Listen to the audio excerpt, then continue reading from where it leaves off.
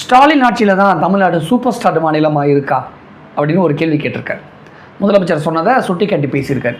அவர் super ஸ்டார்னு சொல்லும்போது ஏற்கனவே காக்காக்களுக்கு சண்டை அதெல்லாம் நடந்துக்கிட்டு இருந்ததில்ல. ஏற்கனவே சூப்பர் ஸ்டார் பட்டத்தை பறிக்கிறதுக்காக விஜய் சில முயற்சியெல்லாம் பண்ணார், ஆள் வச்சு டீம் வச்சுலாம் ஒர்க் பண்ணார்லாம் சொல்லுவாங்கள்ல. ஏன் சூப்பர் ஸ்டார் வாண்டடாக இழுக்கிறாரு அப்படின்னு பார்த்தேன். உன்னிப்பாக கவனிக்கும் பொழுது இது அப்படி புரிஞ்சுக்கணுமா எப்படி புரிஞ்சுக்கணும்னு தெரியல. சூப்பர் ஸ்டார் ரஜினி ரசிகர்கள் வேறு மாதிரி புரிஞ்சுப்பாங்க.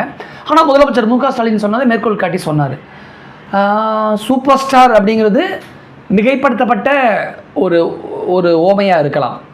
ஆனால் ஒரு சூப்பர் மாநிலம் அப்படிங்கிறத வேணால் நம்ம அக்செப்ட் பண்ணிக்கலாம்.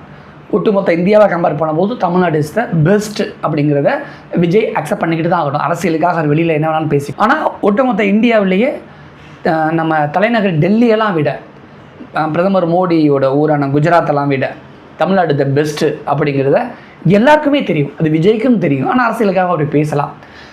ஆனால் அதுக்காக சூப்பர் ஸ்டார் மாநிலம் அப்படிலாம் சொல்லலை. குறைகள் இருக்குது, இன்னும் சரி செய்ய வேண்டும். இந்த ஆஃப்டர் சுதந்திரத்தில் நம்ம நிறைய விஷயங்கள் சரி பண்ணிக்கிட்டே இருக்கோம். ஒட்டுமொத்த இந்திய மாநிலங்களை கம்பேர் பண்ணும்பொழுது இன்னும் சரி பண்ண வேண்டிய விஷயங்கள் எக்கச்சக்கமாக இருக்குது. அதனால் சூப்பர் ஸ்டார் பட்டம் தமிழ்நாட்டுக்கு நான் தரமாட்டேன். ஆனால் ஒட்டுமொத்த இந்தியாவிலே பெஸ்ட்டு ஸ்டேட் அப்படின்னா அது வந்து தமிழ்நாடு தான். அதை நான் அக்செப்ட் பண்ணிப்பேன். ஸோ விஜய் சார் அந்த இடத்துல நீங்கள் சொன்னது ஓகே, சரி.